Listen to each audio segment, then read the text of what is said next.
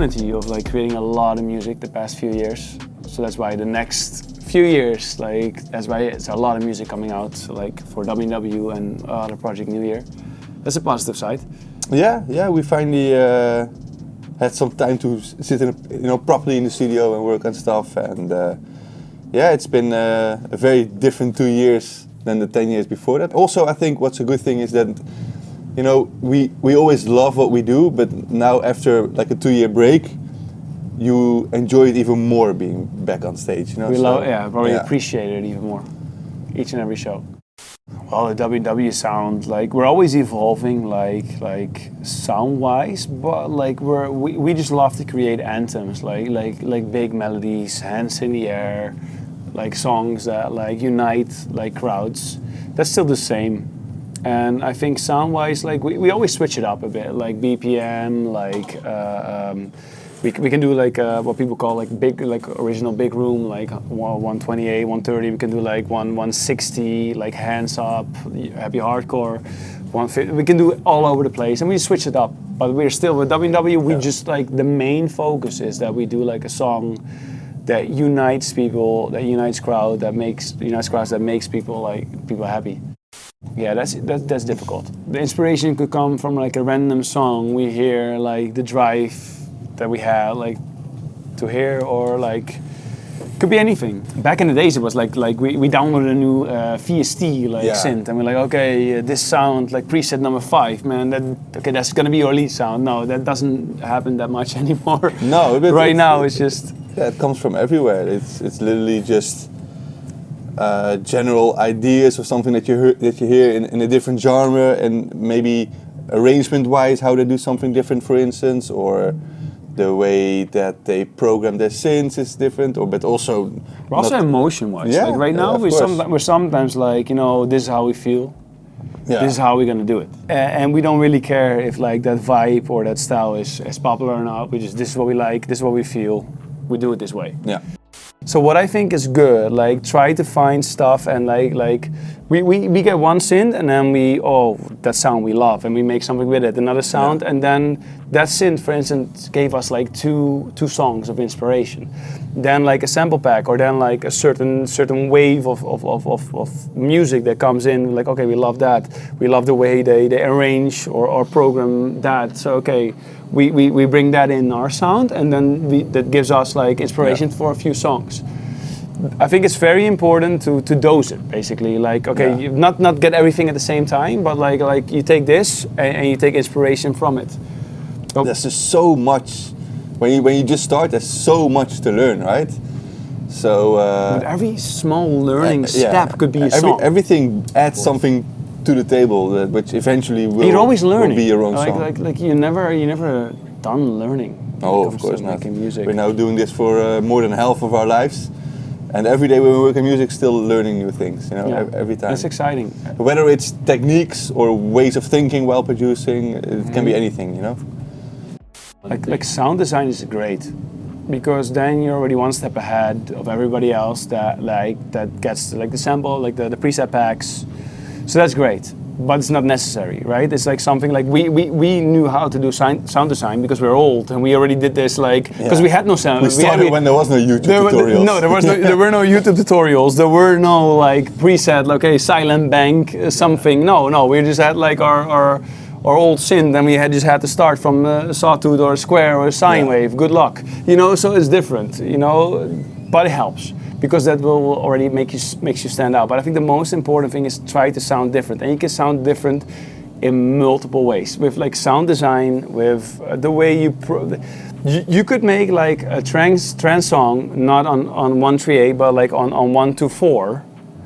That's programmed completely different, different rhythms, different chords even, and you already could be different. You don't. The only thing you should and you could even do way more variations. But don't try to do like WW did like a 128 BPM big room song with a melody with this saw lead with like, I'm gonna do that too. Yeah, we done that. Multiple other people done that.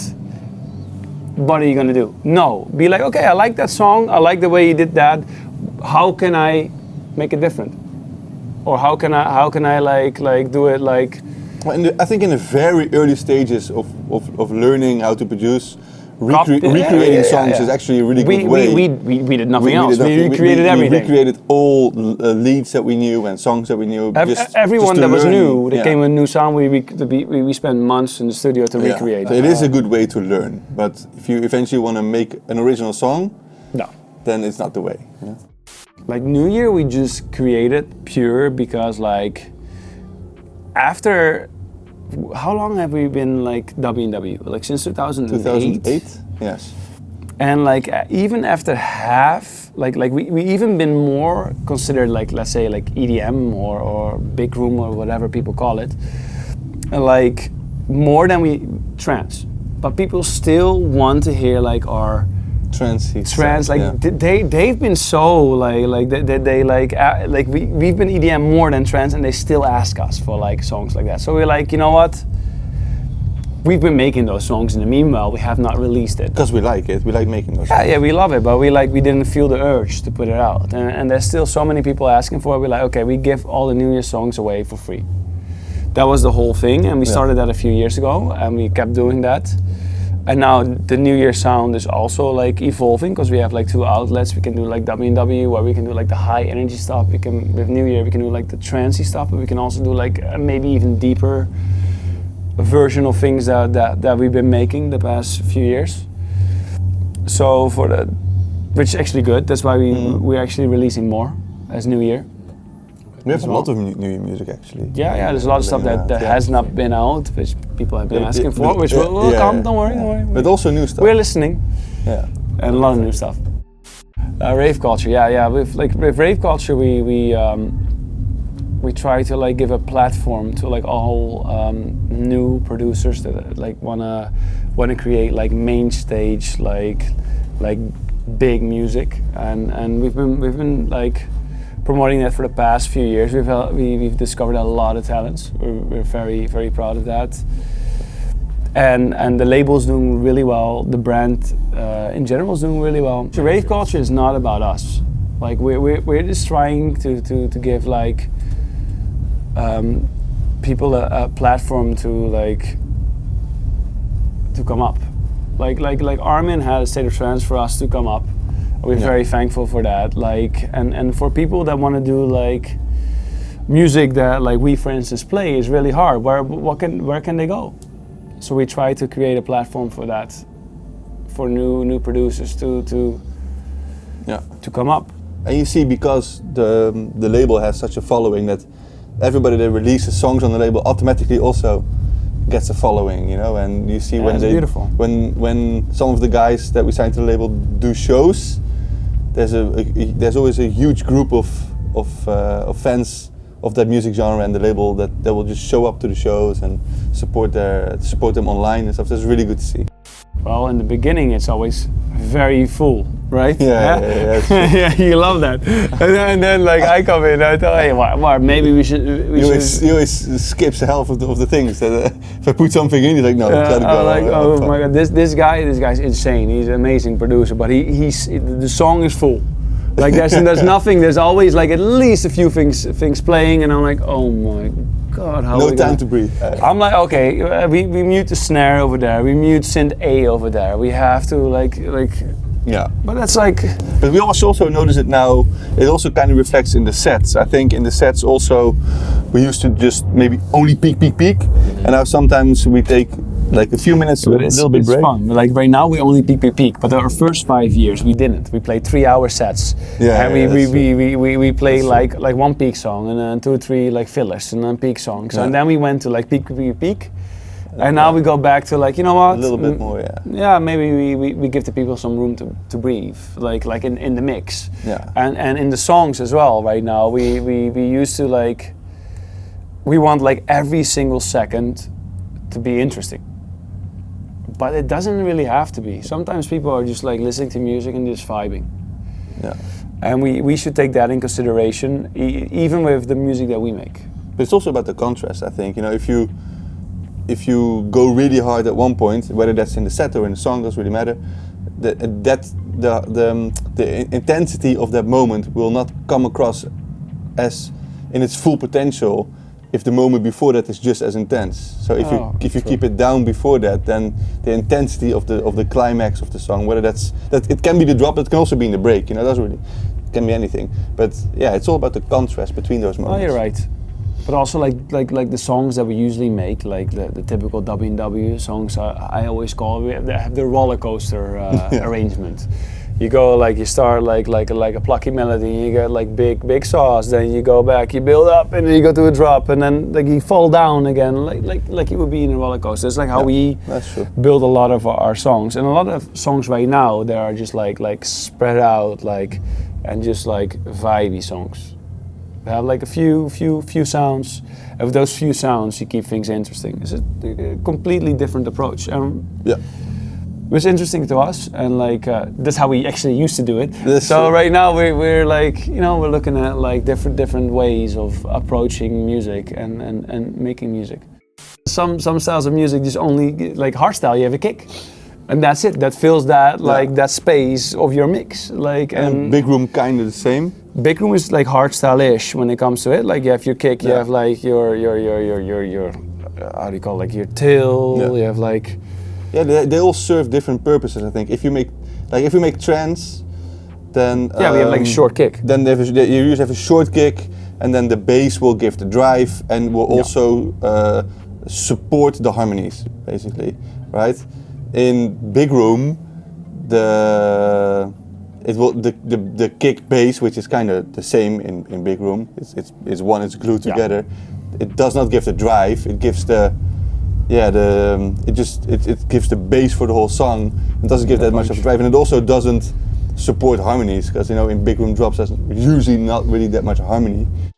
I always call we're guerrilla producers or pirate producers. Super fast. We just grab this and that, and we just throw it in the file, and this is nice, and then we draw out the whole arrangement, and everybody's like, yeah, but the kick is not that nice. We're like, yeah, it's not that nice, but we figure it out later. It will be fixed. We figure it out later. Yeah, it will be fixed. And then we have the song already, that main idea, and then we're like, okay, this kick, the punch is not nice, or okay, we need a nice tail or a nice body or a good rill, because we're missing it because we don't need a bass line, or okay, we need to shorten the kick because we want a bass line to fill it up, whatever is needed, for the specific song.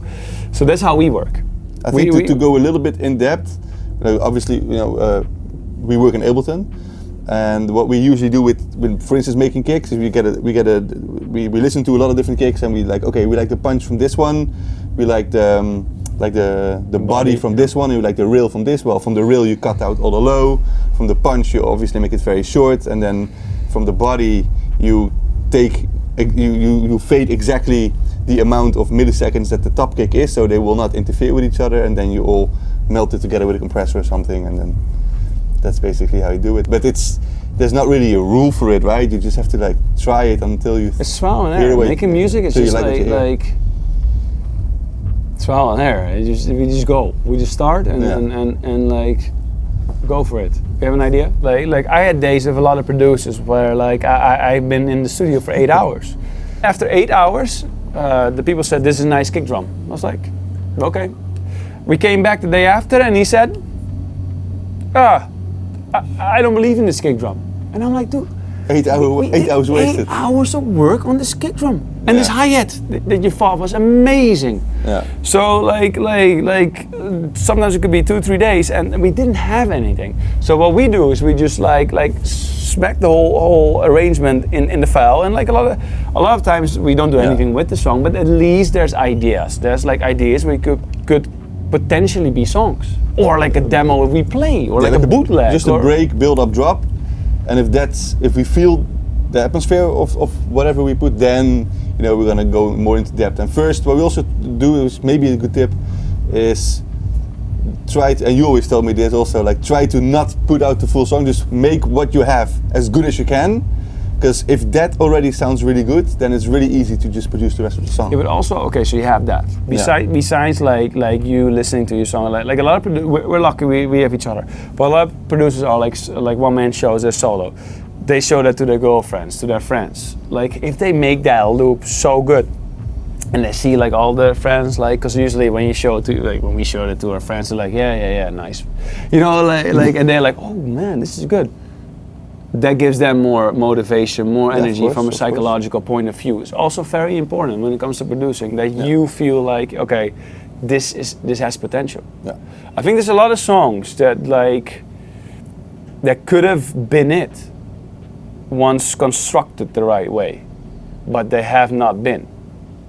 And that one guy that, like, you know, that had this one song and is like, oh man, I'm vibing, and he got it. It's like, it's just, there's a lot of like, when this one like song and a certain sound becomes popular, it could have been more.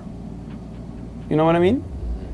It could have been multiple people that were close to having that same idea, the same song, but could not completely figure. We're not that good actually at completely figuring out how to make songs the best they could be. Do you know that? Yeah, it's true. But we just do like, how we like it. Yeah, we just do it like we're a little bit like we like it like this.